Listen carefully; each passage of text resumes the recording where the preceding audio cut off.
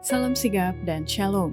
Renungan kita pada hari ini, Jumat 23 Desember 2022, berjudul Tidak Akan Ada Lagi Laknat. Ayat intinya terdapat di dalam Wahyu 22 ayat 3. Maka tidak akan ada lagi laknat. Tahta Allah dan tahta anak domba akan ada di dalamnya, dan hamba-hambanya akan beribadah kepadanya.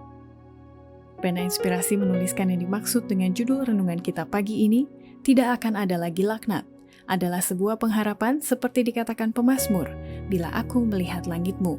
Dan makanya mulai kini, kita harus senantiasa datang menghampiri tahta kasih karunia Allah dan mengalami kasih-Nya yang tiada bandingnya itu adalah sebagai berikut. Pertama, alasan Yohanes menuliskan tidak akan ada lagi laknat di surga, karena sebelum kedatangannya di awan-awan, ketujuh laknat yang terjadi di bumi saat itu merupakan hukuman Allah bagi orang-orang jahat yang membantai orang-orang saleh. Saya melihat bahwa 4 malaikat itu akan menahan keempat angin itu sampai pekerjaan Yesus dalam bait suci selesai.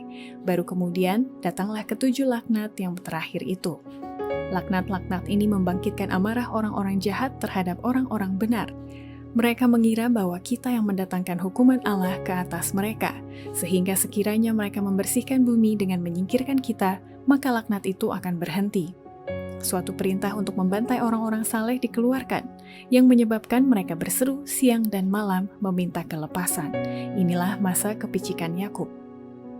Kedua, alasan Yohanes menuliskan tidak akan ada lagi laknat di surga, karena begitu selesai pekerjaan keimamatan Yesus sebagai perantara kita di surga, maka menyusul peristiwa laknat dicurahkan ke atas bumi ini, sebagai murka Allah yang tanpa campuran, tanda berakhirnya dunia ini dan muncul dunia baru 1000 tahun kemudian.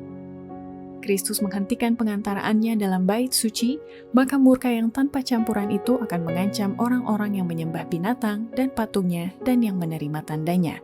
Wahyu 14 ayat 9 dan 10 yang akan dicurahkan. Laknat terhadap Mesir ketika Allah hendak melepaskan Israel sama sifatnya dengan penghukuman mengerikan yang lebih meluas akan berlaku di atas dunia sebelum kelepasan terakhir umat Allah. Dengan menuduh umat Allah sampai mati, mereka betul-betul telah mendatangkan kesalahan dari darah mereka seakan-akan darah itu ditumpahkan oleh tangan mereka.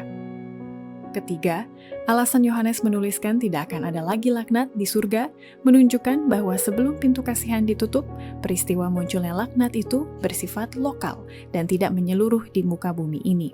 Tetapi setelah pintu kasihan tertutup, barulah laknat atau murka Allah yang tanpa campuran itu bersifat universal. Laknat-laknat ini tidak berlaku secara menyeluruh, atau para penghuni bumi akan ditewaskan semuanya. Namun inilah bencana yang paling mengerikan yang pernah diketahui oleh manusia yang fana. Semua penghukuman terhadap manusia yang terjadi sebelum pintu kasihan ditutup bercampur dengan rahmat. Darah Kristus yang memohon itu telah melindungi orang berdosa dari menerima balasan yang setimpal dengan kesalahannya. Tetapi pada penghukuman terakhir, murka dicurahkan tidak lagi bercampur dengan rahmat. Keempat, alasan Yohanes menuliskan tidak akan ada lagi laknat di surga memberi gambaran peristiwa kesengsaraan yang mengerikan saat itu. Makanya orang-orang saling mempersalahkan satu sama lain, dan seakan-akan kemunculan laknat itu adalah akibat kesalahan yang telah mereka lakukan. Banyak dari orang-orang jahat ini menjadi sangat marah ketika mereka merasakan akibat-akibat laknat tersebut. Ini suatu pemandangan kesengsaraan yang mengerikan. Dengan getir, orang-orang tua mempersalahkan anak-anak mereka, dan anak-anak mempersalahkan orang tuanya. Yang sulung mempersalahkan yang bungsu, dan yang bungsu mempersalahkan yang sulung.